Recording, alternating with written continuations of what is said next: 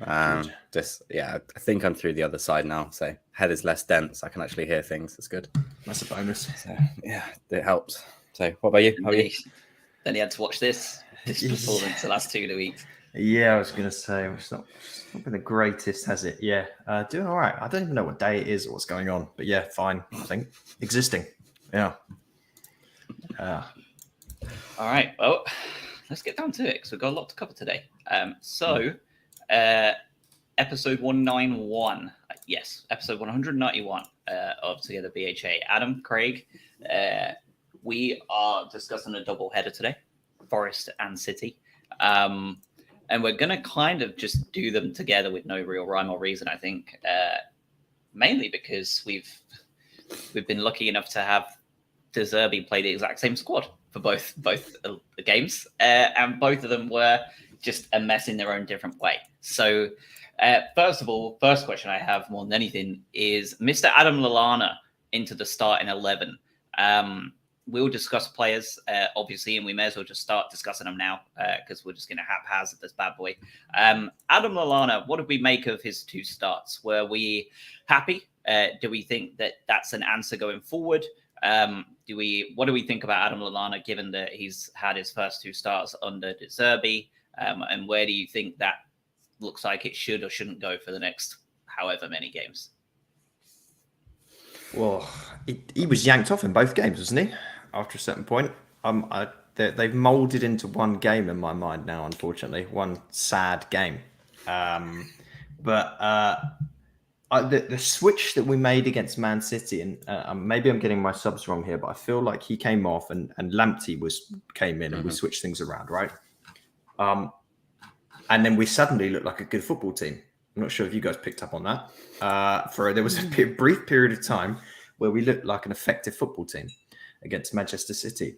I also don't. He was acceptable against Forest, but again, I wouldn't necessarily cover anyone in glory in that game.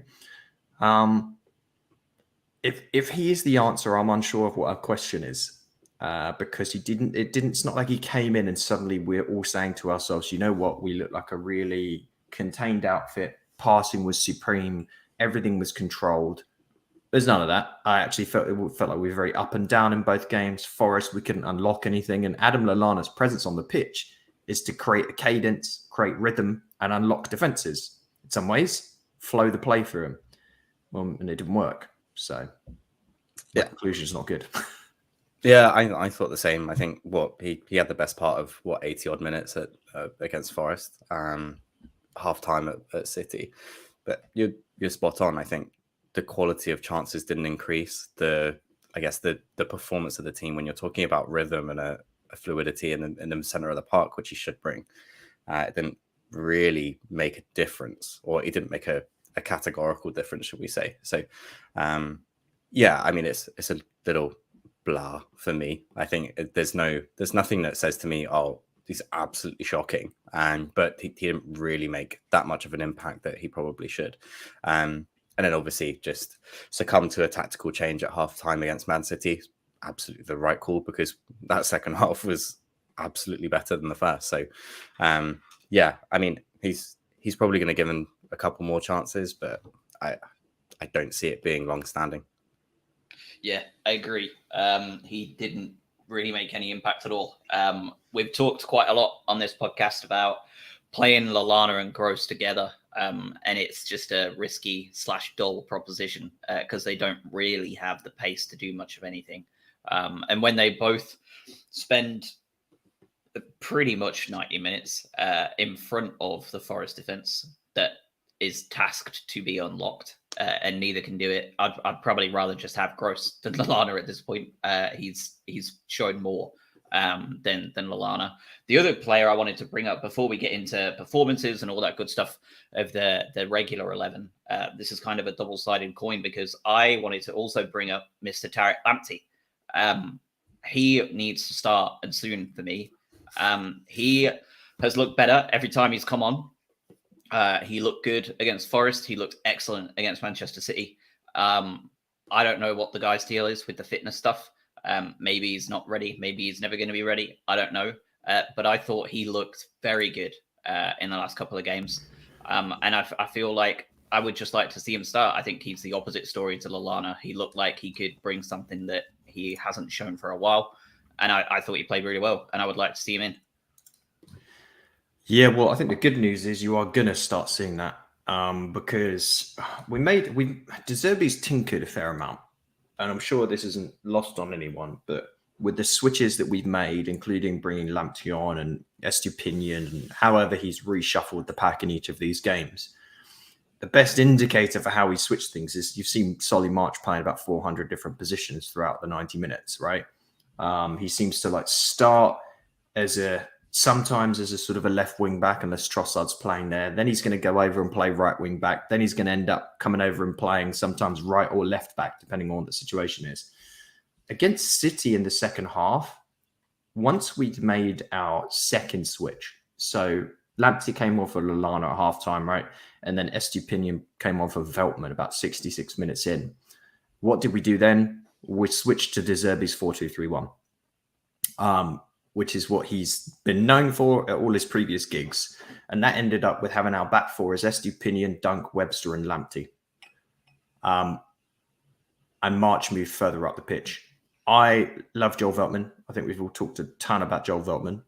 But I think if I'm looking what's De Zerbi's team in 6 months' time, in terms of setup, I think the back four is Estupinian, Dunk, Webster, and Lamptey. And I'd like to see more of that because he changed the game. He put a ton of pressure on Cancelo and the rest of the Man City defense, and it just opened up different opportunities for us. It put March in a slightly better position as well, even though it wasn't his best game. But it just felt like a better setup. And let's use Lamptey even when he's fit, because he's starting to look like that player we were all very excited about before the injury. Yeah. Obviously offers a lot. I think, to Josh's point, I don't know whether he can do 90 minutes or whether he can be that explosive for that long. I think that's where my reservation has always been, is that can he do that on a consistent basis, especially with these next few games being so close to one another, and obviously the makeup of between the World Cup and stuff like that. But if he's fit enough, then I would like to see it. I'm not as convinced as you are, Adam, in that he's a whole felt replacement for Veltman just because he is Mr. Consistent. If anything, I see Lamptey as our Matoma since he's out. That sort of explosive chance creator. And I think we're also likely to see him further up the pitch rather than being in that right back spot. Just if we are trying to unlock defenses, and we see with De Zerbi his philosophy and his mentality of not using wing backs and having those left and right backs actually be quite inverted and stay back. I think Veltman just suits that better. So I guess we'll see when it comes to when De Zerbi's had a bit of time and wants to fully go to his 4-2-3-1 and fully go with his philosophy. I don't think he's done that yet. And rightly so. But I'm in two minds as to whether we actually push him up like we do Matoma and have him as an attacking force, the old Gareth Bale treatment that we've referenced previously. But yeah, I think he's also suited at that. But I think he can only do that right back for a certain period of time. He can only be that explosive and that, what's the right words? But in terms of that much of a threat and for only so long, I think for 90 minutes, it's hard for us to ask Lamptey to do that. Is he good enough to play that far forward, Josh? Like, do you think he's? I think he's great, but I don't think his skill set's in like being a right winger. Well, that's the problem, isn't it? Because his explosiveness relies on him being able to be so far up and so far back. Like he excels on being able to maraud, and De Zerbi's fullbacks don't maraud. Categorically, they don't maraud. So at that point, I guess he would be capable of being a right back, right? If he's not going to be asked to go past or barely touch our final third, he doesn't have to do a lot of that tracking back from their touchline all the way back to us, like he has done under other managers, because he's being asked to stay further back. But when he was fit pre-injury, he won more penalties for us than anyone else. He created more issues for their teams than most people. He didn't score goals. He didn't create goals, but he won fouls in key areas, including penalties, free kicks, whatever it is. That it's a really tough question, isn't it? Who would you rather see, Adam? Solly March at right winger or Tariq Lamptey at right winger with Veltman behind them? Because that and you neither, and you laugh, but that's a serious question that may well be the option you have between now and January 31st. Yeah, neither. You know, I've been banging the drum for a long time that I don't think we don't have a right winger in this squad. Well, we definitely don't. But if you had to pick, I think I'd rather see Lamptey at this point. I know what I'm getting with Solly, and I appreciate it, but I'd probably rather see Lamptey for a few games, see what he can do up there. I think Solly's more consistent, and I think Lamptey's more dangerous. And I'd rather take the upside because I don't want to see another 0-0 to Forest. It's a tough question, isn't it? I think just to your point, with your non-marauding fullbacks, you lose that attacking prowess with Lamptey if you do put him at right back. So I guess the good side is that, you know, if Lamptey plays for 70, then March is going to play left back or something else, isn't he? Because he's constantly in the team at this point, and I think he's earned his place. But if you're looking at that right winger scenario, is that if Solly plays 70, then Lamptey plays 20, or, you know, vice versa. So both of them can do it. I think it's more of a case of, is Lamptey able to do more in 20 minutes than Solly March is? And the answer is yes. And I think that's why you'll probably likely see Solly March continue that right wing. And there's no discredit to Solly March. I think he's a very easy scapegoat for our fan base. I think he's actually been very good. So I feel like I'd rather see him on the left at this point, though, Solly.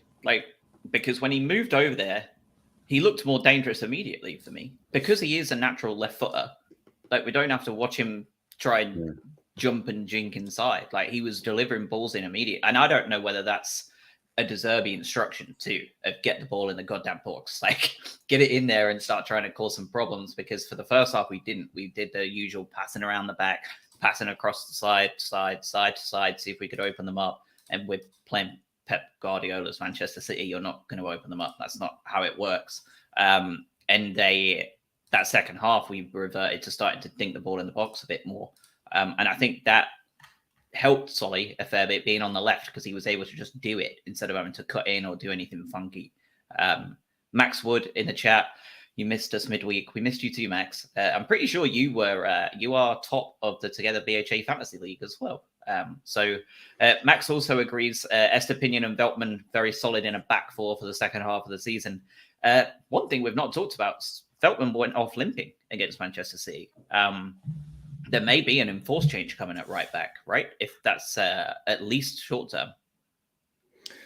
Yeah, maybe. And that obviously raises then questions as to, if you think Lamptey's your attacking option for obvious reasons, if you come up against Chelsea, for example, if that happens to be on the schedule, how do you set up?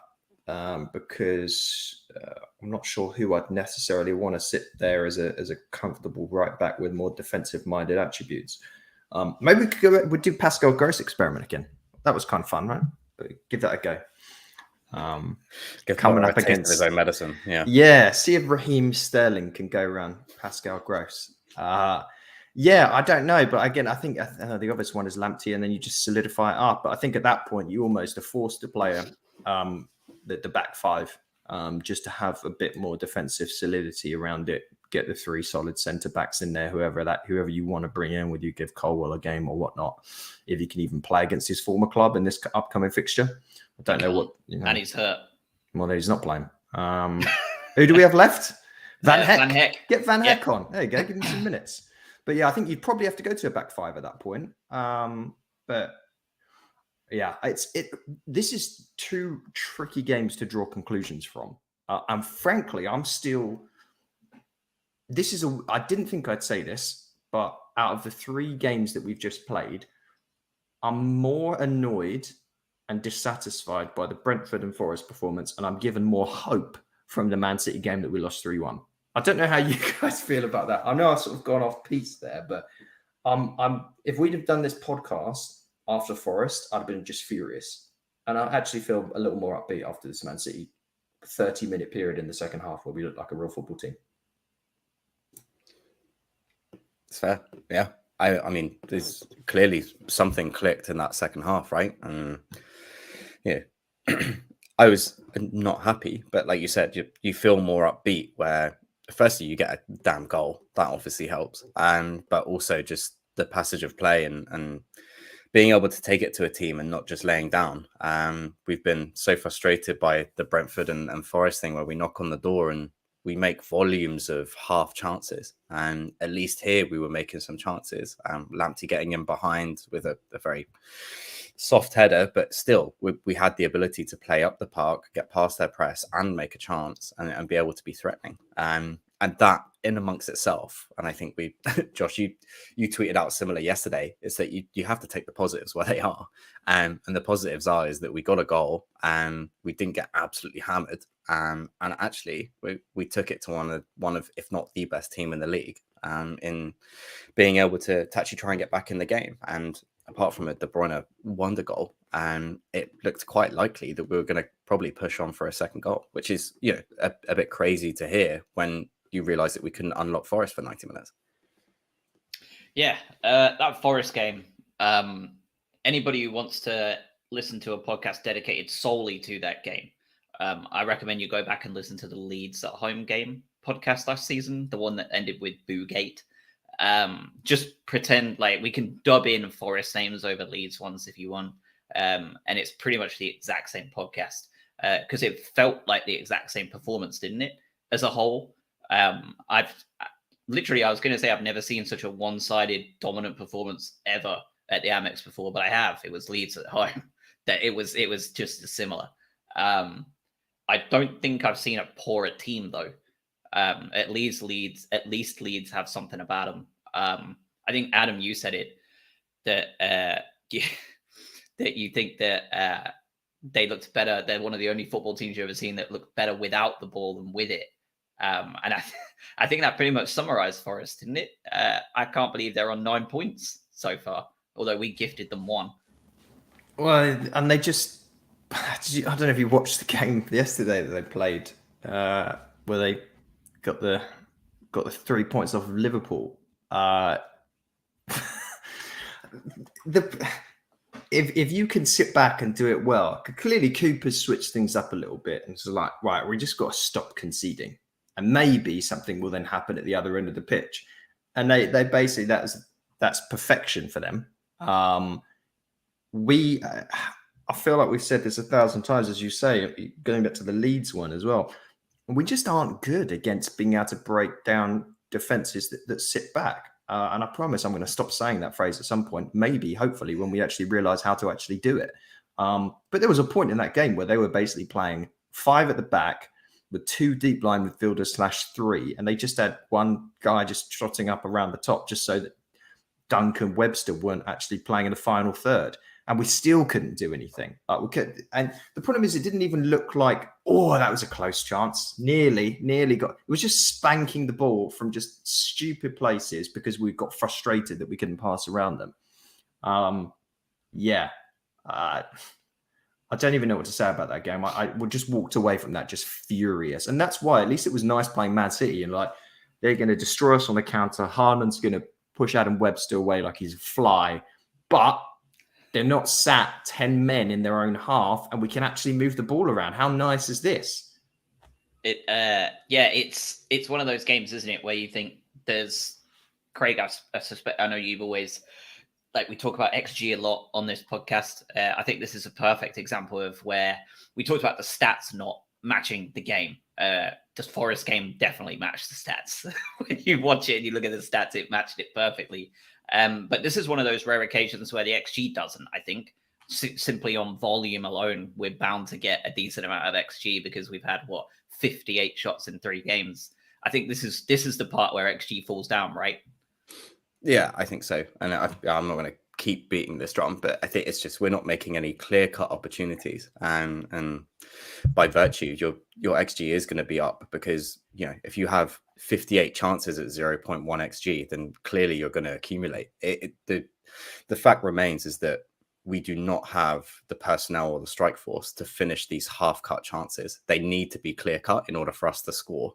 And we don't generate enough of them, and that's why we don't score. I think it's clear. Our best 3 chances fell to 2 centre-halves and Trossard, right? We had... No, Solly March probably had the better chance. Solly, yeah. and the two centre halves being asked to score a goal from the 18-yard box and should have at least hit the target, but neither of them did. And Trossard hit the bar, but now I'm thinking back to that one. That was actually just really well taken. He shouldn't have got it that close, but he did. But yeah, it was a frustrating one. Max in the chat saying we had plenty of decent chances against Forest in the first half. Gross hit 2 straight at the keeper as well. Yeah, and the unfortunate thing with that, Max, is in any other game, maybe he spills one of them and we tap a ball in, but it just wasn't going to happen, was it? And it felt very frustrating midweek, didn't it? Just gifting them a point. And then they went and took 3 off of Liverpool, and it feels a little bit better, I think. But we've also got to remember Watford took 3 points off of Liverpool, and they were appalling. So I'm not going to lend too much to the Liverpool results, especially this year when they are the dumpster fire that they are. I don't know what's going on there. It's just a mess, isn't it, at Anfield? Well, I think the most annoying thing about it is it's also, speaking of Max in the Fantasy Premier League table, I made the wise decision this week to captain Salah because I thought, no, I'm not going to captain Haaland. I'm not going to put that bad energy into the situation. And I'm essentially done now. That's it. It's over. Sick of it. Klopp out. Get rid of him. Well, I negated that, Adam, didn't I? Because I triple captained Haaland this weekend. Which I wanted major disrespect. Well, I had the winning either way that way because he was bound to score if they did score against us. And I thought, all right, if we don't let any goals in, then we've got at least a point at the Etihad, and I'm absolutely buzzing. If we do let goals in, he's going to be the one that puts them in, and I'm going to get boatloads of points in Fantasy Prem. I'm sad it was the latter, but it's a win. Hey, look, if you anything you need to do to get further up that table, sure, you do it. Yeah, I want to go back to Max's point now about some of Gross's chances, and can we talk? We need to talk about a few players. I know we'll get onto this, and there were chances in that game. I get it. There were a few where we had more composed finishes. Maybe that's a nice way of putting it. But we score in that game. And I think Gross, yes. Danny had a golden opportunity in that game. Solly, golden opportunity in that game. And none of them did what they needed to do. Gross hasn't been good recently, which I think we should probably have that conversation. And there's a conversation to be had about Danny Welbeck as well, the obvious one. Because we didn't see a lot really out of either of those two in my mind against City either, when there were players in that City game that actually came in and looked like they were heading in the right direction. What are your guys' thoughts? I think the same. Yeah, I think the attacking players aren't pulling their weight when it comes to those chances and converting those chances. We saw a blazing start from Gross at the start of the season, but I don't want to sort of manifest this or just take it at face value, but we've seen him come off earlier as subs when De Zerbi's now at the helm. He's been coming off around 65, 70 whilst he was an absolute mainstay under Potter and would take the whole 90 minutes. Again, face value, I don't know what that means. I'm sure we'll find out or have an inkling in the near future. But he's not playing as many minutes as he used to. He also just isn't in that area, and he's not converting those chances that he was at the beginning of the season. So that is an issue in of itself. I think so. Welbeck, I know we can probably take the entire hour on this, but I think, those sort of chances that he's getting, they are gilt-edged chances for him, especially in the last couple of games. Man City, not so much, but we saw it against Forest, especially, and some of the headers that he's being able to get and just hitting it straight at the keeper or just completely missing it. I don't know if that's a confidence thing. I honestly don't know, but he needs to be converting those in order for us to stand a chance. Our top 2 goal scorers right now are Trossard and McAllister, and that's not great. It is for Trossard, obviously, a couple of pence for McAllister, but as a strike force, are you expecting that from your half left wing back and your pivot centre mid? I don't think so. Was it Danny yesterday who was it that we had a? I know. I'm trying to think. Danny was furious yesterday against City because Trossard didn't play a ball into him when he had an opportunity. It would have been a semi semi-open goal. But Josh, you even commented that at this current stage, I'd rather Trossard just give it a bash than give Danny an opportunity where he probably shanks it and goes, shame. I mean, in my defense as well, because it was semi-open goal, it was almost the exact same angle Trossard scored from against Spurs, right, for the winner. So it's a known quantity at that point. He's already scored one. His confidence is sky high, and we know he can score from that angle quite convincingly.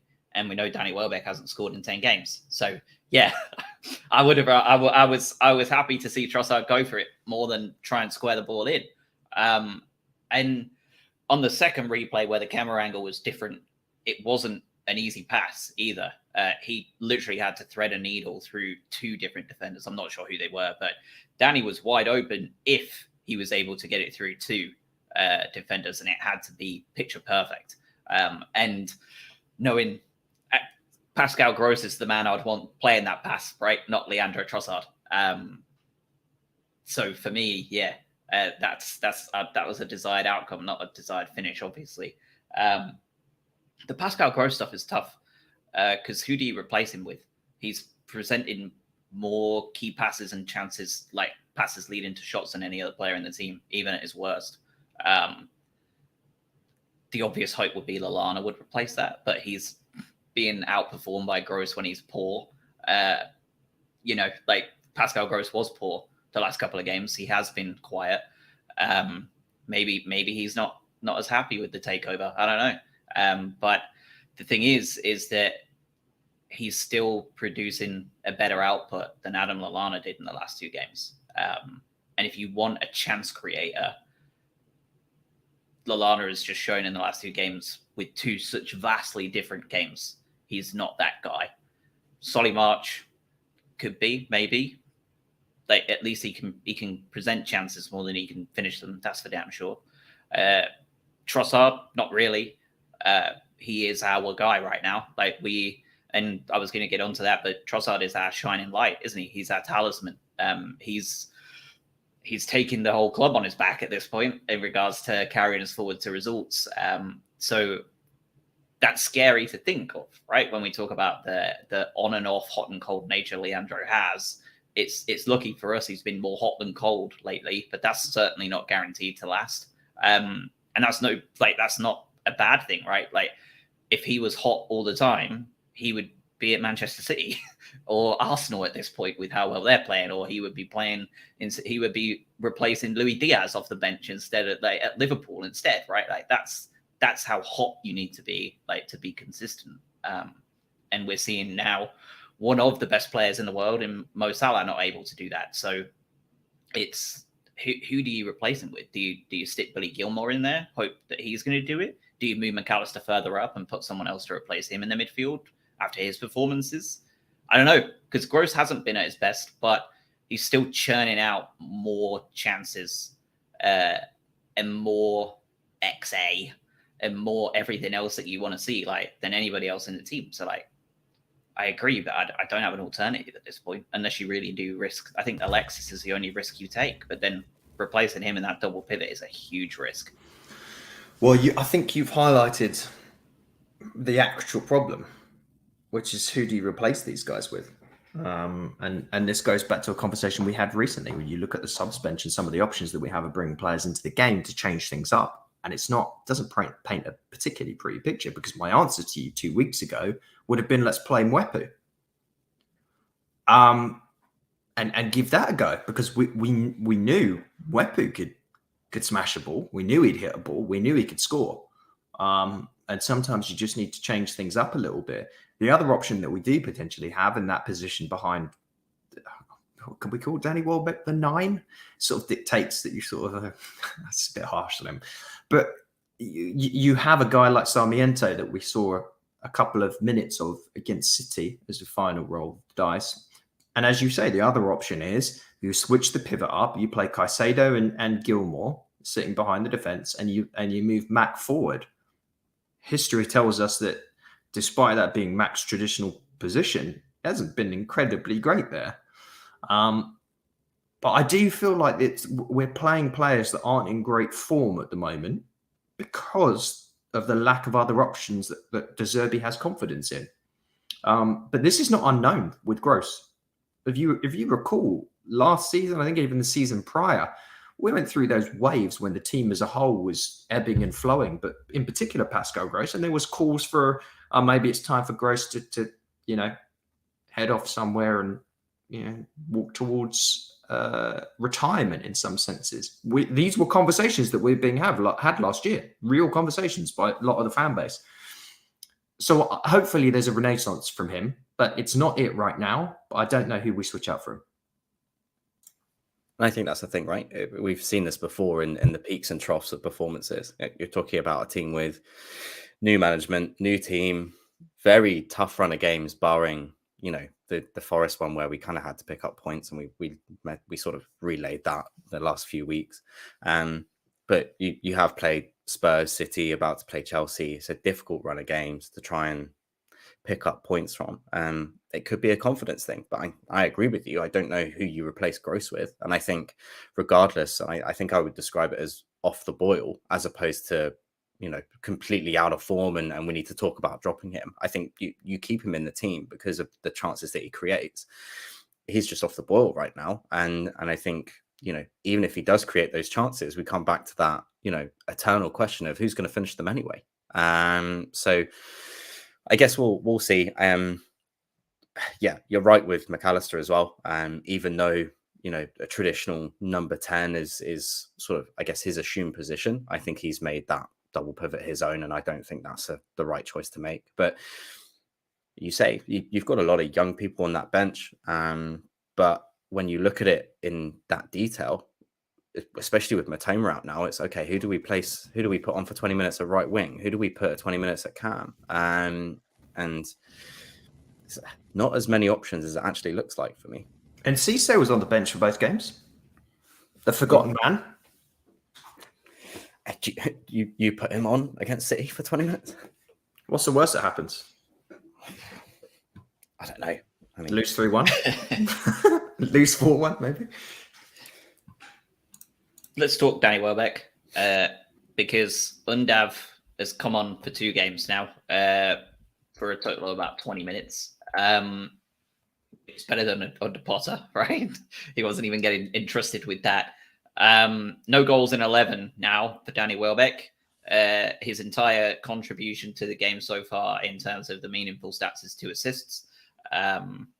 Not great. Is it time to give Undav a chance, or are we going to keep pushing on? What are we doing here? What do you think? Because Welbeck looks like a man bereft of confidence at this point. He looks worse as every game goes by for me. He looks like he's totally lost whatever he had that was obviously so important at the end of last season and at the beginning of this.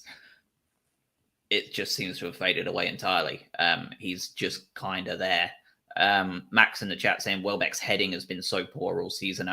He should have probably scored 4, right, with headers like in this last 11 games, and he scored none.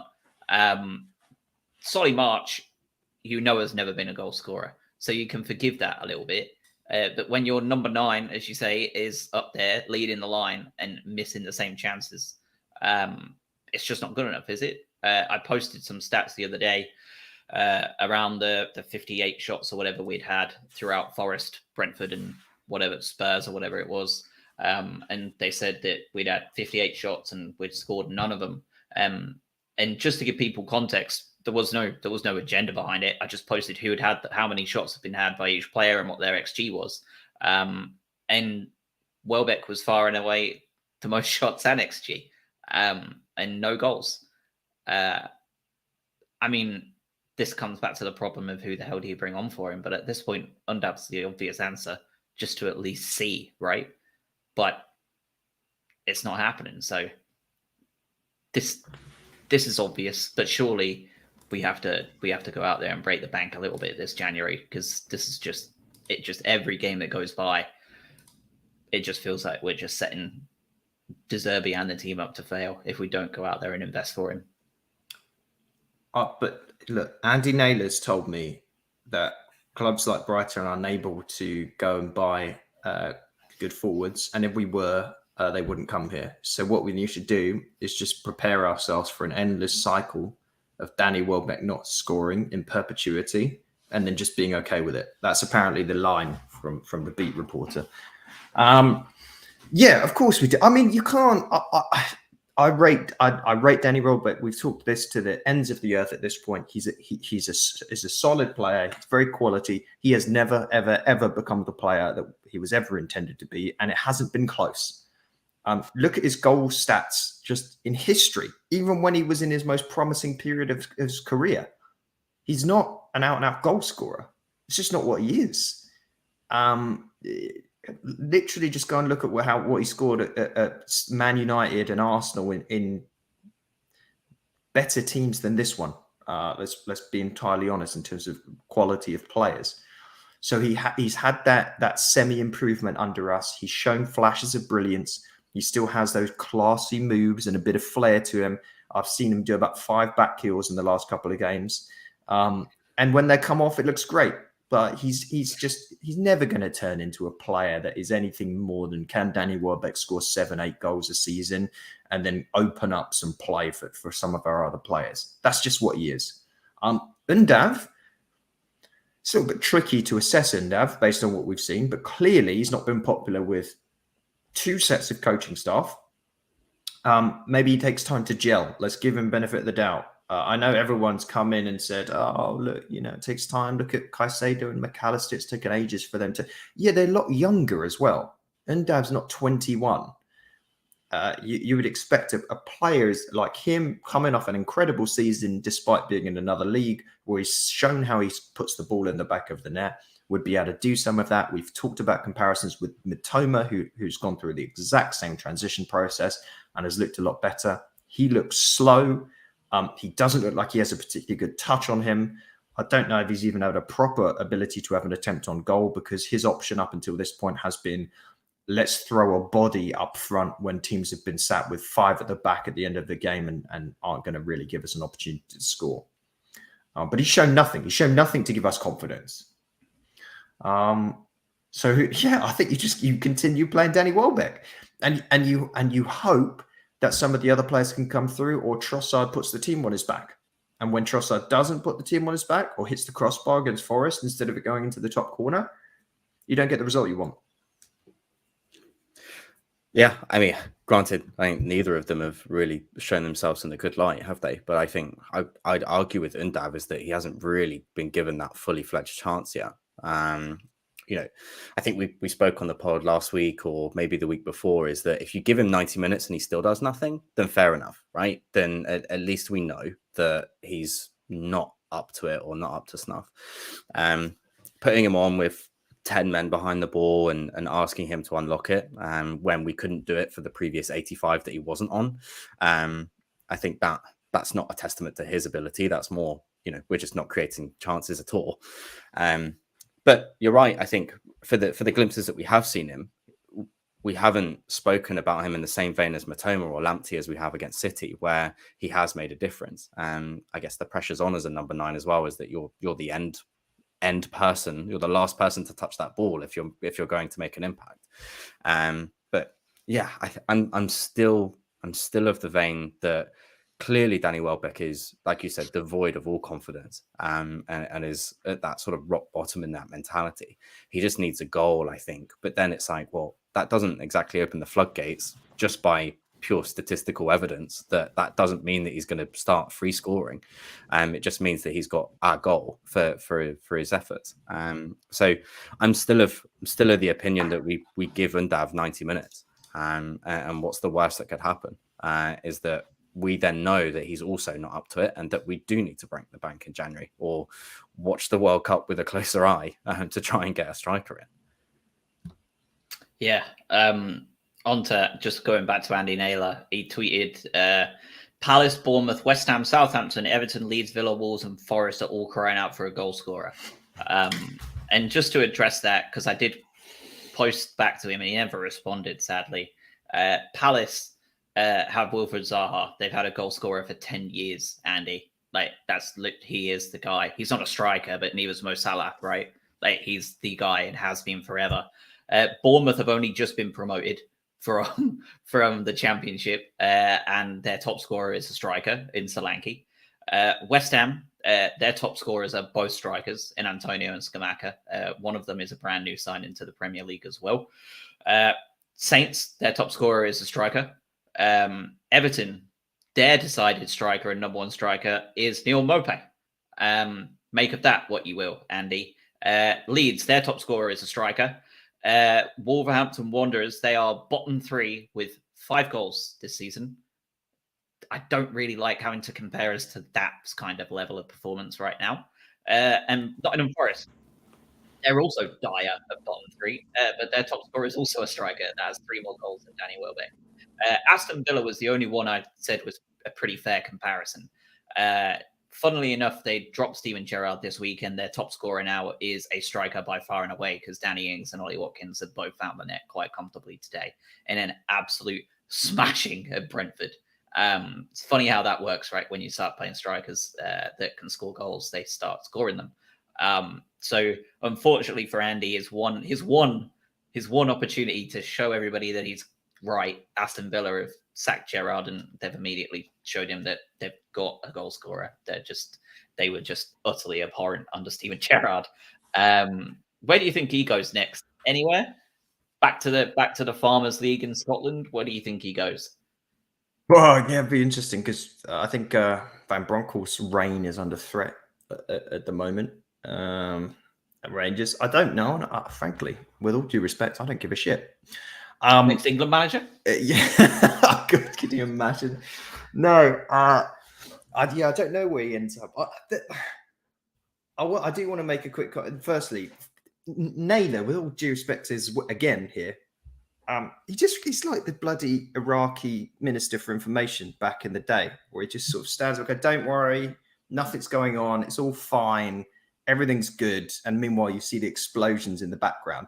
So, Andy, you have to have, like, it's fine if you want to defend a club and you want to kind of like settle down a fan base that's getting riled up over a bad run of form. But at a certain point, you have to look around and go, we've been crying out for a goal scorer for literally years at this point, and we've had enough information and data now to understand that maybe we should like semi-attempt trying that. As opposed to just going, it doesn't work here and we can't afford one. He's just, for me, he's sort of embodying a problem that we do have with this idea that with guys, we're in the Premier League, just enjoy it. Like, yes, that's great, but there's a lot of money being thrown around here, and you have to pivot a little bit. You have to adapt. Anyway, let's go back to Undav as well. I think he's had 10 touches in 2 games. So yeah, we haven't seen enough out of him. The bigger point for me though is clearly he's not doing it in training, is he? Because if you've got a striker in Danny Welbeck that's not scored for a millennia, and you've got this other guy who scored, how many goals did Undav score last year, Josh, in the fields? A lot. Yeah, like 50 altogether. So he sat there. It's surely not a stretch if he doesn't look awful in training. You go, let's just roll the dice with him. Let's give him a go. But clearly they're seeing something where they're like, this guy is going to be a detriment to the team. De Zerbi is saying, I'm looking at this guy who was a massive goal scorer last season. I'm looking at Danny Welbeck, who's not doing a damn thing from a goal scoring standpoint. And I've decided that you're worse than him. That's what's being said. So maybe he's not deserving of more than 10 touches at the end of games. But we don't get to see that stuff. It's an interesting topic in the chat too, Max. Speaking of Satlin, Cucurella is struggling to adapt at Chelsea.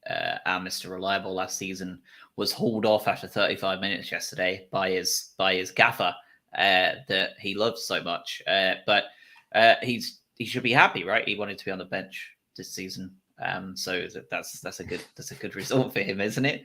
Yeah, a lot of money spent on Marc Cucurella, wasn't there? And Graham has joined him over there. Bit odd, isn't it, that he's just not even being considered up to it in that team right now? It's a different proposition, isn't it? You know, it's a very different aspect, and he's got better players at his disposal. You know, Cucurella was by far and away our best player of the season last year, so you know he's playing irrespective. But you know the quality that Potter now has on at his hands and being able to transfer his mentality and whatever he wants to do. If he sees something and needs to change it, then we know he's not afraid to do it. I guess, Cucurella for us was brilliant, but Chelsea's a different kettle of fish. They need to be winning every single game, so that pressure is on for Potter, and making those sort of changes is what he's probably going to need to do. It's tricky for him. If we're looking now like geniuses in some ways for that deal, because if you talk about the best possible transition for a player to move, so you move to a bigger club, you get plays pretty much in the same spot, in generally the same tactics as you were in last season, and then your entire manager and coaching team move along, and you're worse. That's why football's weird, isn't it? But yeah, clearly isn't perfect. I'd take him back, but at the same time, I don't know if he'd be the answer to our current challenges.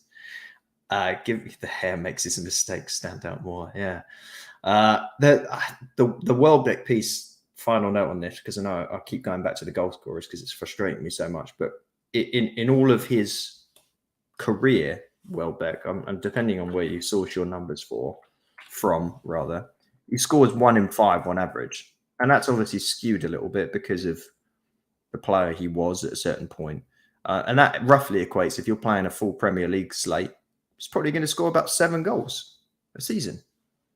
That's Danny Welbeck. That's what he is. So in many ways, I think maybe we might have set our expectations up a little bit wrong for Welbeck, for what you can expect out of him. I think he probably will get 7 goals this year if we just keep throwing him out there, just purely from a volume standpoint. Yeah, go on, mate. If you don't get injured, maybe you'll score 7 goals. Sure. It's not good enough for us, though, now, especially with the other players we have around him. No, and that's it, right? Isn't it? I think it comes back to Naylor's point of, just be happy with what we've got. It's like, well, no, like we've made 110, 120 million pounds in player sales, and you want to see this team progress, even if it is in increments, right? I'm not asking for the world's best striker to come in. I don't want Harry Kane or an Erling Haaland. I want someone to just convert 1 or 2 more chances, just so we see that sort of progression, and be able to see tangible evidence that actually we're making strides to be a better and more progressive team. If you look at it at face value for this season, losing Basuma, Cucurella, your entire management team, and the people that we've brought in Batoma and Dav and Ciso, is that you're not replacing like for like, and you're not replacing in terms of stature and reputation. And I appreciate that we can't do that from a money perspective, but at least give us a little bit and invest a little bit. I'm not asking you to go spend 100 mil on a player. I'm not asking for a Jack Grealish sort of transfer. I'm asking for some decent, reputable players to come in and strengthen the entire squad, as opposed to try and make do. And I know we get attacked with the philosophy of bringing younger players in and developing, but you can do both. You don't need to rely on one of those mentalities and one only. You can buy in reputable players and develop younger players at the same time. That is a thing. So that's where I guess that gripe is for me is, we've clearly made some strides in becoming a better team. You finished 9th in the Premier League, and then you lose 2 of your best players and your entire management staff, and you go, why aren't we getting better? So let's see. And I think those results are now coming to fruition in terms of that reality. Also worth noting that Leandro Trossard has 6 months left on his contract because it has not yet been extended for a year. Yeah, he's got 1 year. He's talked about wanting to go to Chelsea twice when he's on Belgian duty, with those dodgy questions they constantly ask Tayes whenever they go over there. Not sure Chelsea would want him, frankly. They have a lot of options up there in that area of the pitch. But that will be a player that will be off to a Newcastle or alike if we do not seal this deal sooner than later. So we are looking at a very real prospect of not having Trossard in this team from January onwards as well, if we continue to play the game we're playing. Yeah. I mean, yeah. Well, that's the big thing for me is, and I don't know, depending on when Transfer Market, the website does these rough market value assessments of players. To make of that what you will, right? But if I brought up the 21-22 squad list of our team and went through the top set of players here and asked the question as to what should our team look like if we lost certain ones of these. I know we've talked generally about Cucurella and Bissouma, right? Of course we have. They were the 1-2 in terms of predicted market value from Transfer Market last season. Third is Trossard. You just brought up here that if we don't trigger that extension, and there's lots of transfer rumors, if this league position doesn't work out for us this year, Trossard, depending on the relationship internally, could kick up a big stink and go, if you extend that contract for a year, I'm going to be furious with you. Cash in on me. I want to go to one of the big clubs. That could very well happen, by the way. Very well happen. All right. That's those three. We've lost two of them. Next one, Lewis Dunk. All right. You're sticking around. Fifth on the list of most valuable players from last season, Neal Maupay, gone. Sixth, Enoch Mwepu, gone. Seventh is Lamptey, struggling to get in. Webster plays, Sanchez, Mack. And then rounding out the list of the top 12, Dan Burn, gone. Jakob Moder, injured.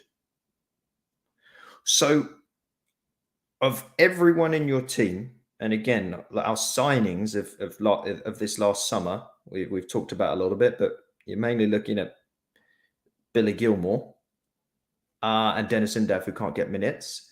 We've lost the vast majority of our top players. It's not just Bissouma and Cucurella, everyone. Like it's more than that. Maupay still was one of our big players. Mwepu's gone. We lost Burn. I know that happened earlier on, and Moder's out. So we're playing with a team that shouldn't really compete. Like, are we seeing results right now in a tough run of fixtures that we should accept? Is this what the team is right now before we now go out and rejuvenate it? Well, that was going to be my next question, and one that I wanted to chat about before we kind of round out everything. This is a good one to talk about because for me, I understand that De Zerbi has not wanted to change anything, right? He came in when we were like fourth or something ridiculous early on. We had a tough run of fixtures coming up. Like you say, we have some really tough ones coming up. And we still have a tough one left, right? With Chelsea for sure. And he was very clear that he didn't want to change too much at all. Bournemouth win tomorrow, we go 10th. We dropped to 10th in the table. We will be, 6 points off the bottom three. Yes, bunched up, isn't it? Really badly in that bottom half. Packed. Yeah. Yep, it is so packed. And I mean, not just the bottom half, right? Like, it's packed all the way up to Liverpool in 7th, but obviously they're not going to go down. But you've got almost the entire division, barring your top 4, that are packed up into a group of people that could all go down. Lots of teams are getting results that they shouldn't have any right to get, but they are getting because of how weird this season has been. It's only going to get weirder with the World Cup coming up in a month? I think it was a month, exactly 4 days ago. To me, and I don't think there's any better place to start. I understood his logic and I respected it and I got it. But I think De Zerbi's revolution now needs to come much sooner than later. Because what we're seeing in this last 4 games is the absolute pinnacle of Potter ball when it's not working. This is not De Zerbi ball. We're seeing glimpses of it at times. And I mean, you saw that 4-2-3-1 come in place and all of a sudden that vertical tiki-taka stuff, as opposed to the way that we were playing under Potter, that vertical straight up the side of the pitch. And if Lamptey had made a better decision, that's possibly a goal right there. Was very clear to see. You saw it against Liverpool early days. They made some very clear-cut De Zerbi ball type moves. For me, I'd rather lose the next few games and get that revolution underway sooner than later. Because when we've seen what we're seeing, we're dropping down the table. We're not in a great place anymore. I'd rather see him commit to the overhaul now. I suspect he was waiting for Qatar, right, to really hammer it in, because we've got a handful going to Qatar, but not all of them. And the ones that are going are the ones that can adapt best, right? Because they're our top quality players. Yeah, and McAllister's and your Caicedos are already doing a very similar job. Your Trossard is your Trossard, and your Sanchez is your goalkeeper, right? So like the rest of the team are the ones that really need that bedding in period into this move. That group of players are the ones that probably need the least work, especially that midfield duo, because they're doing so much similar. What do you think about that? For me, I think Chelsea's the best place to start, right? Because Potter's going to be expecting Potter ball. Let's just overhaul it. I'd rather lose 2-0 at the Amex to Chelsea and try full De Zerbi ball and fail than try Potter ball 2.0 and like lose 1-0 instead. Like, yeah, my only concern is the way that Chelsea's squad is structured, depending on if they play Aubameyang or whether they just roll out the random wingers that they have, is that they're quick in transition, and they're starting to be able to become a little bit more of a side that plays some level of direct counter-attacking football. I know that's not what Potter will want them to do, but it's just proxy of the personnel that they have in place. We know how that works out, depending on whether we play De Zerbi ball or not. That's not great for us. But I do agree with you. But I more broadly agree with your point about how we're still not properly seeing the revolution. And let's not forget the fact that in last season, despite the amazing finish, we went through those two horrid spells where I think was the first one where we didn't win for 11 games at one point. And then not a year ago, by the way, not even a year ago, the period of time between the 15th of December and the 9th of April, we went through a period of 7 games where we didn't win. I think we lost 6 of them. This is, yeah, you're right. This is the ups and downs of this team. We've seen this for quite a long time.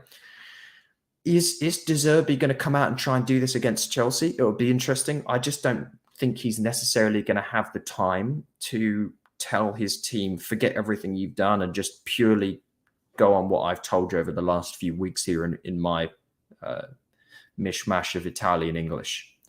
I don't know if we're going to have enough time to do that just yet. I don't think we're even necessarily going to have enough time to do that for that Wolves game that's coming up.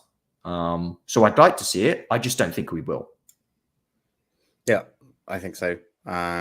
You see elements of it sort of seeping through, don't you? You know, where you see the last sort of 5-10 minutes of a game and it's sort of coming to light. But I agree with you that it needs to happen sooner rather than later, rather than just trying to do what these guys are used to, as opposed to what we want it to be and what the actual end result is desired to be. I guess what we're asking is for De Zerbi to make, I guess, more, I say more radical changes, but just more risky changes, should we say? Just because, you know, if it's going to rain, it may as well pour, right? You know, it's not going well. Let's try and change it when it's at its worst, so that really there's not too much pressure when it does go wrong. And I guess there's some solace in some of the results that we've had in that respect. Is that, you know, it's already going bad, right? So if I make a few more changes or I make some experimental changes here and there and it's still bad, then it's not like I have completely ruined the confidence and the form of this squad. So I guess we'll see. I think Chelsea's a little soon. I think you might look at that and go, right, let's try and get a point from here by any means necessary. But you're right. Something needs to change. It needs to be a little bit more radical and the pressure's off because the form's already bad. I mean, if you want to, here's a good one for you because it's a little while away. Start the revolution now on the training ground. Start it hardcore. This is the way we're going to be doing shit nowadays. This is De Zerbi ball. We're done. Potter ball is over. We are going to slowly transition to my style without ifs, ands, or buts, and run out a full De Zerbi ball attempt at the Emirates in the League Cup. I mean, there's literally no pressure there. They're top of the league, they're flying, and they're at home. Why not? Just see what they can do there. Well, you say they're flying. They just drew 1-1 with Southampton. The interesting results just came in as we're recording this, by the way, and the morning, well, I say morning our time, the Sunday fixtures before the Spurs Newcastle game. Yeah, I absolutely agree with you. If you're going to give it a bash, do it in that cup game. Worst case scenario is we go out and we don't have to play more games. All right, that's fine. This upcoming fixture list terrifies me. It really does, because of the fact that we literally have 5 Premier League games left this year. Just to repeat that, there are 5 Premier League games left this year. One's at Chelsea. One's at Villa, who just spanked Brentford 4-0. Brentford, who looked like the Harlem bloody Globetrotters against us. So they're getting a little non-Gerrard bounce, let's put it that way. Southampton just held Arsenal to a draw, and the other game is against Arsenal. Or it's still top of the table, right? So you've now got, I'm looking at the fixture list for the rest of this year. You have to win the Wolves game, who just got battered 4-0 by Leicester. You have to win that game. Because I look at the others and I'm always scared about Southampton away. I wish Gerrard was still in seat for that Villa game, but he's not. And the others are very scary propositions. And you are already winless since the 4th of September. I don't care what it is. I don't care if it's Solly March number 9, Undav centre back. You have to do something to change it. If not, you're rounding out 2022 in a very tricky situation. Yeah, I think I'm even going to say, like, the 4 games, I think, with Southampton and Arsenal left this year, that's right after the World Cup. That's just completely different, isn't it? I think you have no idea what's going to happen there. Injuries in the World Cup, just general fatigue if some of those teams get to the latter stages, whatever you want to call it. But those are completely separate. The reality is that we've got 4 games, of which I would like us to get points from Wolves and Villa at the bare minimum. And it feels like there's a little bit more pressure now, doesn't it? After Forest, especially, I think, is that okay? And it's just backing up, Josh, what you said is that actually this needs to happen sooner rather than later, because it's not going, or the form hasn't remained at a level where we're comfortable, and actually it feels like we're asking the question as to where are the next points going to come from again. And like Adam, you said, we went through that last year with 6 straight defeats and we went a few months without winning. We're in that mentality and that trough, if you like, of okay, where are these next points going to come from? Because it just doesn't seem too viable right now. I mean, we are in a reality, and I'll just say it, we are in a reality where we're in the bottom 3 come World Cup break. Don't put that evil on us. It's possible. Mathematically, we are in a position where we could be, because, I mean, we play Wolves, we play Villa. Like those are results that could go against us. Yeah. And I don't think it's likely, for what it's worth, listeners. I don't think that's going to happen. But the reality is how packed it is down there, that the wrong set of results in this next couple of games could leave us down there come November, whatever it is that we stop playing football for a month. And your best players are going to the World Cup.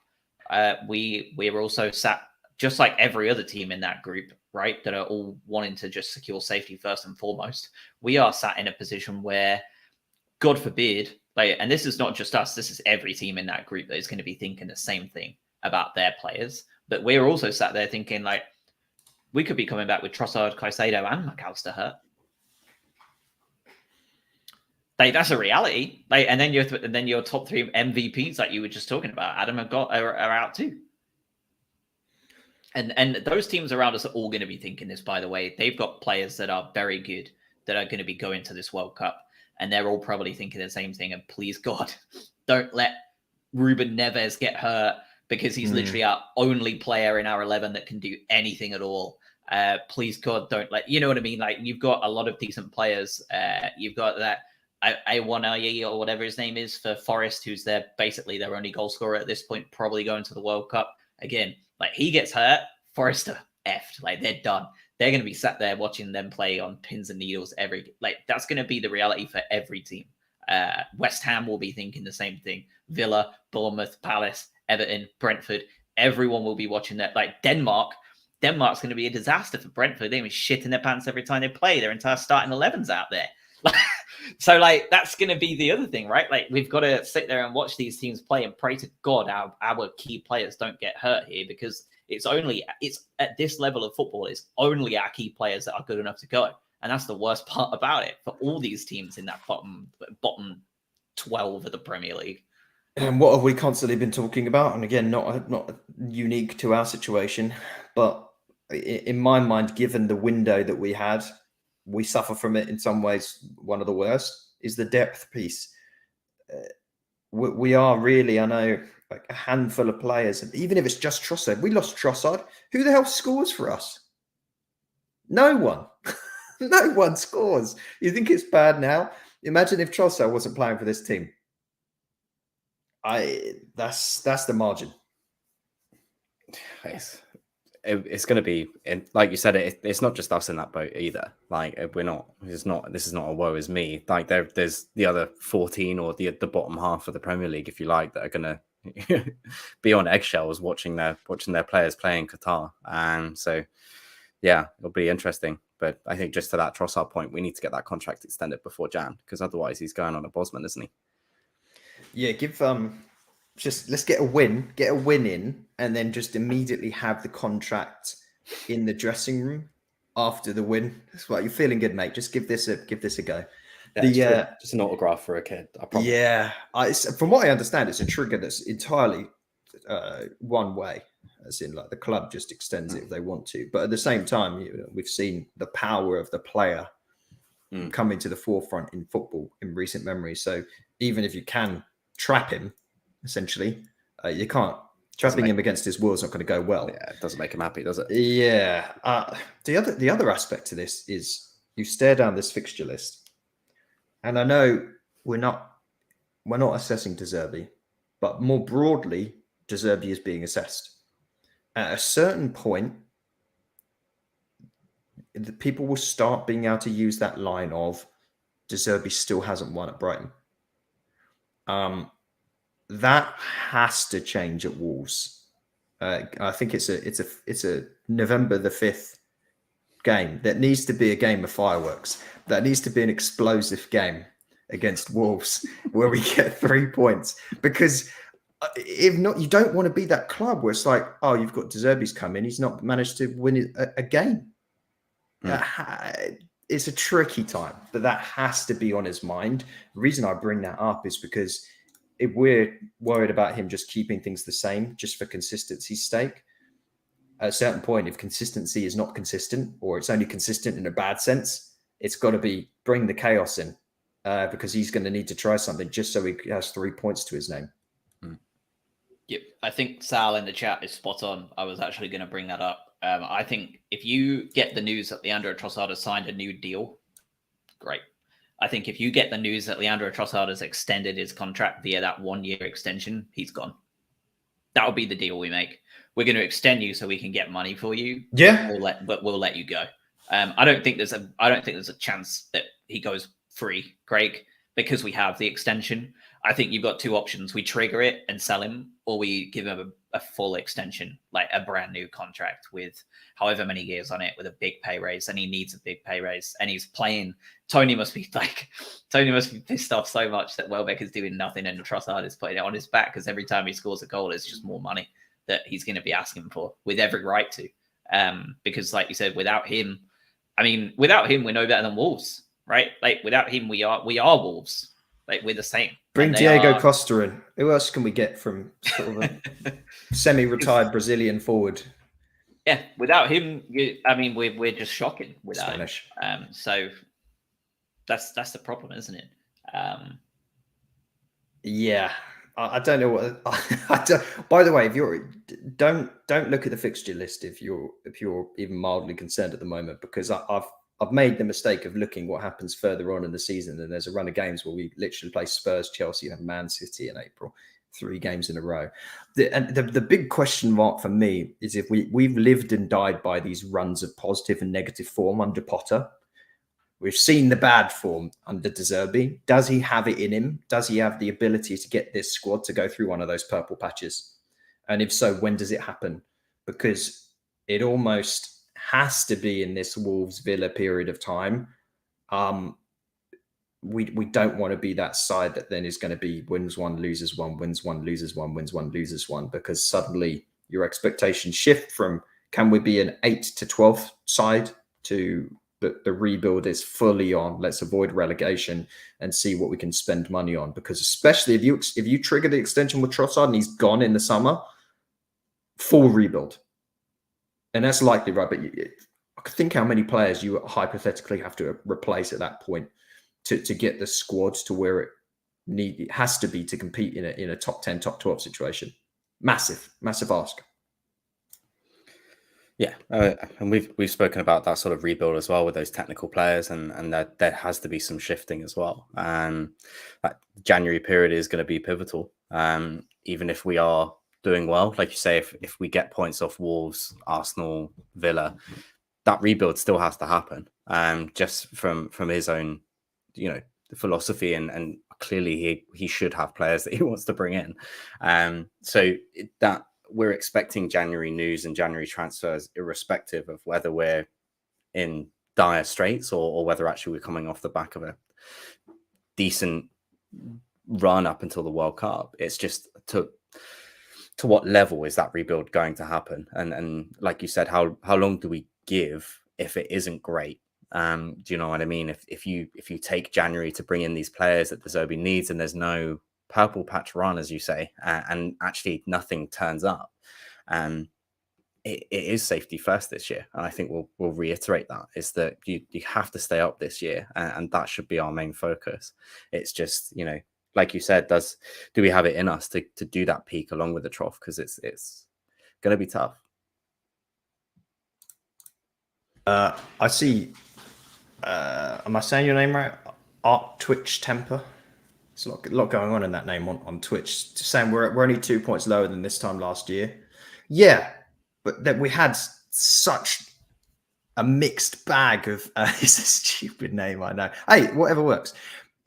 We had that crazy levels of runs, right? And we've seen nothing yet from a De Zerbi team as to whether we can do as what we've just said. And the other piece is, yes, we had some amazing performances at the tail end of last season. But we were somewhat fortunate to have a few of those results whereby we got 9th on goal difference. But we were 5 points away from being 13th. Entirely different framing on the success of that season. There's so many fine margins here where you come away and you look at a game like Forest and you get a point out of it, that we look at this in a few months' time and we go, that was actually incredibly important for our season, because that will be the difference between not necessarily saying survival, but a position where you look back on the season and say this was a success with a new manager and a new coaching staff and a new look team, or whether you go, oh my God, we've got a lot of work to do here.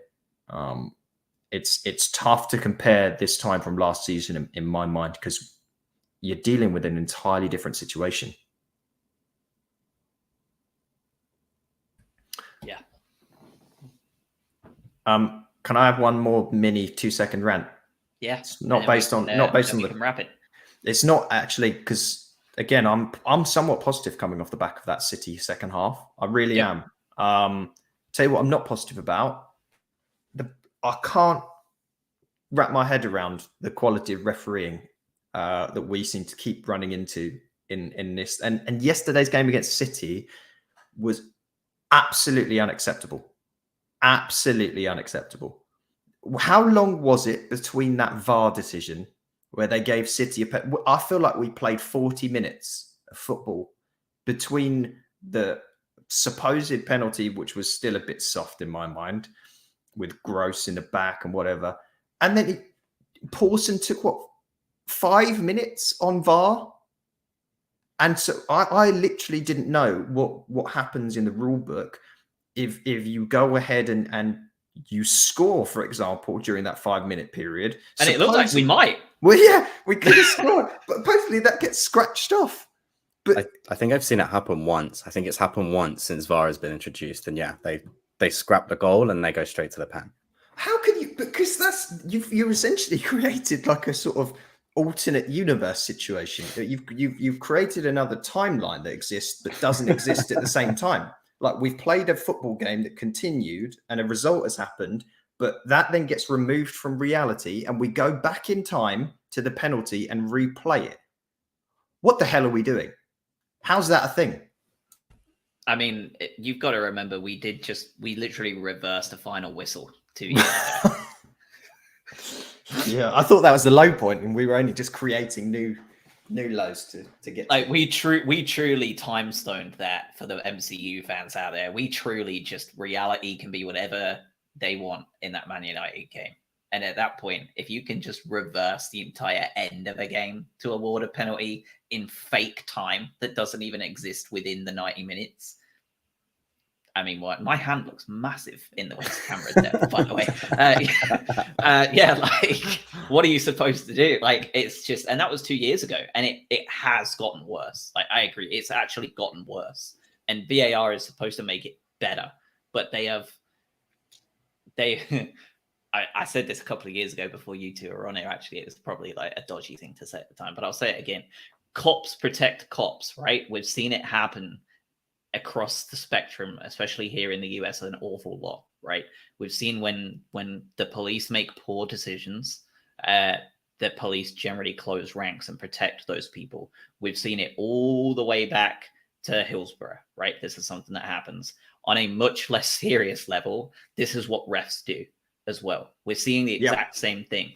Obviously, I'm not comparing the two. Horrific stuff on one side, just a game on the other, but it's the same principles. The people in VAR are the same people who are doing it day in, day out. That we need to change that. We need to have VAR be someone else. Yeah. Like, we need to change that. That's the thing we need to change above all else. I think we need to change who is actually on VAR, because they're just protecting each other at this point. I mean, it's a farce, isn't it? It's a theater bullshit thing, right? It's a pantomime when they go up to the screen, because they're going to change their mind every time. Like, that's 100% ratio in the Premier League. Since they've consulted the screen, they've 100% ratio turned over the decision. So why check the screen then? You're never going to say no. Other leagues do, though. We see it regularly in other leagues. I'm not sure the percentages on them, but I can guarantee I've seen it happen every other week. They'll go consult the screen, they'll look at it, they'll watch it 4 or 5 times, and they'll turn around and be like, no, I'm still right. This is the decision I'm backing myself for. And that never happens here. There's a reason that not a single English person will be managing any VAR at the World Cup, by the way. There is a reason for that. Not a single English operator of VAR will be going to the World Cup. None. Zero. Zilch. Best league in the world, by the way. It's the standard of refereeing is atrocious, and it has been for a very, very long time. But yeah, like you said, there's a reason why none of them, or very few of them, are going to the World Cup, and it's because of things like this. You're seeing in the chat as well. It seems to have happened at Arsenal Southampton whilst we've been recording as well. So just awful. Like, constant. There was another one with Gross where it looked like it was played on, and then he brought it back and then yellow carded him. It's that was a good one as well. Yeah, I don't know what he was thinking there. Again, just a glitch in the matrix where he forgot to blow the whistle. But he waved it on. He saw the challenge and he went, "Good, off you go, keep going." And then someone went, "Mate, you're actually an idiot." Oh wait, it's top 6 yellow card. yeah. Remember where you are. It's baffling. In defense of the AI and the sentient machines, like VAR itself, I think is good. I'm all for it. That we use technology to make games fair.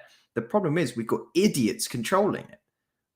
And they, at a bare minimum, they either have to stop the game when there's a contentious situation going, or you have to put a time limit on it, because there's no way that you can get yourself into these situations where some numpty in a studio is taking 20 minutes to look through 400 different camera angles and actually then decide, oh, actually, mate, you should probably come and look at this and maybe completely change the parameters of the game and go back in time. No, you cannot do that. That's absurd. And this is going to sound disrespectful, and I don't mean it to be, but anybody listening can understand why I'm saying this. We've got 2 referees going to the World Cup, Michael Oliver and Anthony Taylor. Anthony Taylor, I think, is an absolute joker anyway. But they've got a group of VAR. They've got their group of VAR, and it's 3 from La Liga, 2 from Serie A, 2 from Bundesliga, 2 from Ligue 1, and then here's my favorite 2. They have 1 from the Eredivisie, and they have 1 from the Polish league. We are operating at a poorer click than the Polish division, first division. I'm not sure what their actual official name is, so I'm just going to call it the Polish first division. Well, that says everything, really. Than the Premier League. We are not even getting 1. The Polish top division is getting a choice, like VAR officials coming along instead of us. That's how bad our VAR is looked upon across in Europe. And rightfully so, by the way. Like, that's genuinely right. Like, I cannot believe that I'm going to an MLS game up the street, like in Charlotte City Centre, and watching a better VAR performance every time I've gone in the Major League Soccer than I am in the Premier League. I've watched more MLS this season than I have ever watched and ever really have a passion to ever watch again. And we are working at a horrendous level. Like, it is mind-blowing how bad it is. And I see Arc Twitch Temper in the chat is saying it. I've heard it's because the ref is being told why he's wrong. Well, there's the problem, isn't it? He shouldn't be told why he's wrong. He's not the referee. The video assistant referee is providing video assistance for the referee to ref, isn't he? Or is he just the backseat referee at this point? Like, you can't have two refs. Like, that's not the point of VAR. That's the exact. The VAR's more powerful. Isn't the VAR more powerful? Yeah. You may as well just ref it from a screen. You may as well. Yeah, I mean, the fact that they're not even chosen means that by their own body and by their own their colleagues and everything like that is that, yeah, you're not going, mate. And we have better referees in the Polska First Division than we do in the supposed or the best league in the world. We're very low when it comes to officiating. And again, I don't want to get this mixed up with us being thoroughly and deservedly beaten on numerous occasions. It's just the level of it, regardless of whether it's for us or against us, is consistently bad. And that needs to change. Yeah. We have 12 refs picked from Europe because they have to batch them, right? And we got 12 referees available to be picked from Europe. And we have 2 English. That's the most. No one else, no other country in Europe has 2 picked. Everyone else is just the 1. So for all the shit we give our refereeing, it's at this point, on face value, we are a better league without VAR. And I know people talk about scrapping it, and I don't think it's ever going to happen now it's here. But if this is anything to go by, we are factually a better league if you remove VAR. Are we not? I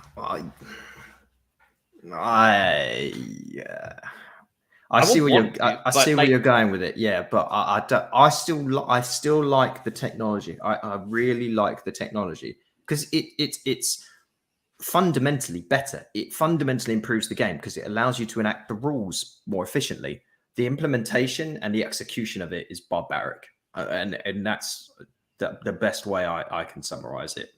I agree. I am pro VAR for what it's worth. Just if it was used correctly, if it's used right, I think it's much better for the game.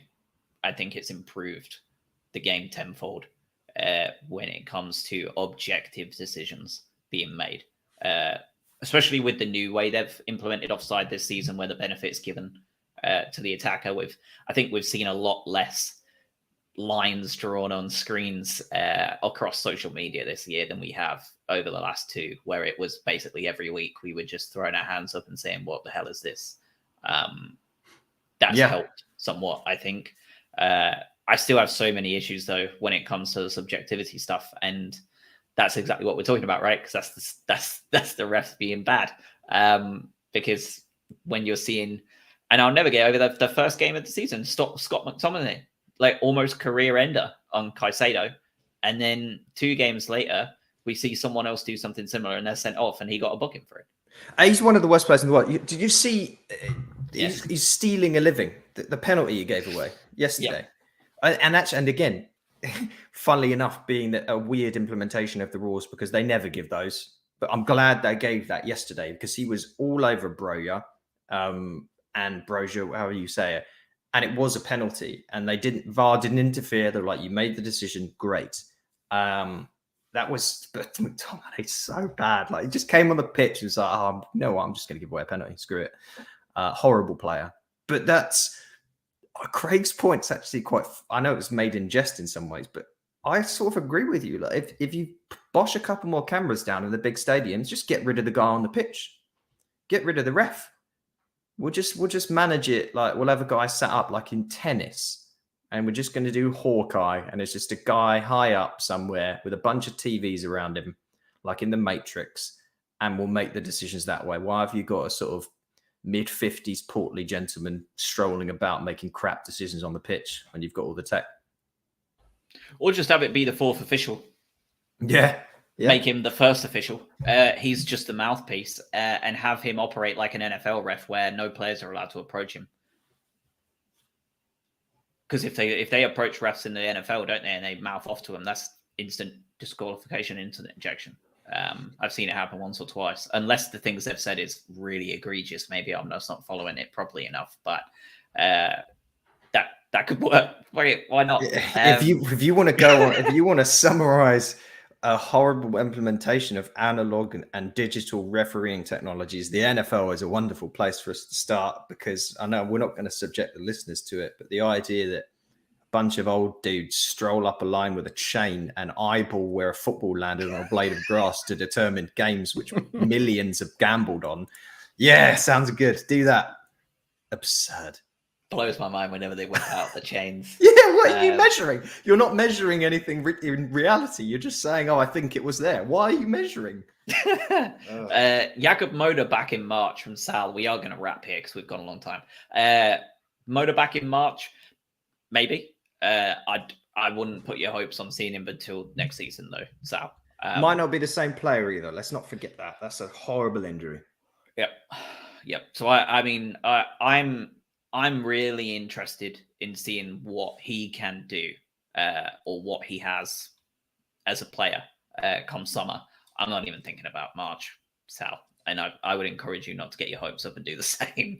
I would be looking at January, mate, if you're looking at players that can make an impact, and looking at what we're going to be doing there instead, because Jakub needs time. Even if he's back in March, he's not going to be fit, is he? So, yeah. All right, that's it. That's everything. We've got a full week, right? We've not got a game now until next weekend.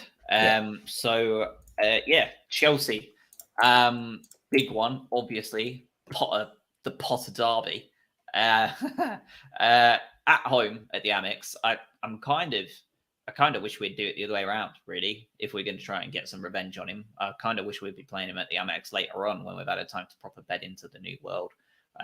But alas, what reception do you think Bruno's going to get? I don't know. Who knows? The club's gone. It's all gone balmy. Dick Knight's banned for 10 games. At this point, he could be worshipped when he walks through the door. I don't know. Paul Barber could be laying out the red carpet for Bruno at this point. I really don't know what the hell's going to be going on. Upside down is right way round, and we've gone into Alice in Wonderland rabbit holes at this point. Nothing makes sense on the pitch, off the pitch, in between. It's just so weird. It's gonna be an interesting environment. I think if you want to see if we not often see a riled up, angsty Amex, this has got to be it. The crew of Judases is coming back in town, but we have to. Something's got to happen here. Let's get angry. I want to see De Zerbi all animated. I want the players to be annoyed. None of this friendly BS where it's, Graham's back, let's give him a hug and play nice against Chelsea. A nice little game where everyone gets on. No, let's make it horrible. Let's just have the game plan laid out immediately. All of the information given to the assistant coaches. Everyone knows what they're doing. And before the whistle even blows, just De Zerbi lays him out and takes the red card. Yeah, just do that. Two-footer as well. Can we get Mopé back on a loan just for this? Let's get all the bad boys back in. Yeah. Oh dear. All right, I think we've reached our logical endpoint now. Yes. Yeah. So we will be back next week for the big one. I've heard a bunch of people. Last thing before we go, I've seen a lot of people North Stand chat and like Twitter and stuff post these stupid polls. I'm interested in your two's opinion on it. Last thing before we drop, would you rather beat Chelsea or Palace this year? If you only beat one, Palace. Yeah. same. Weird. I think I saw the same one and I thought weird. Yeah, because it was really even, wasn't it? And I was like, why be? I'm not that bothered. Like, obviously, I would like. It'd be nice, but I thought it was quite a weird. I get the grudge, but not that much to be more. I would much rather beat Palace and Chelsea. All right, that's everything. Have a good week, everybody, and we will speak again next week. And stay safe out there. Thanks, everyone. awesome. Thank you.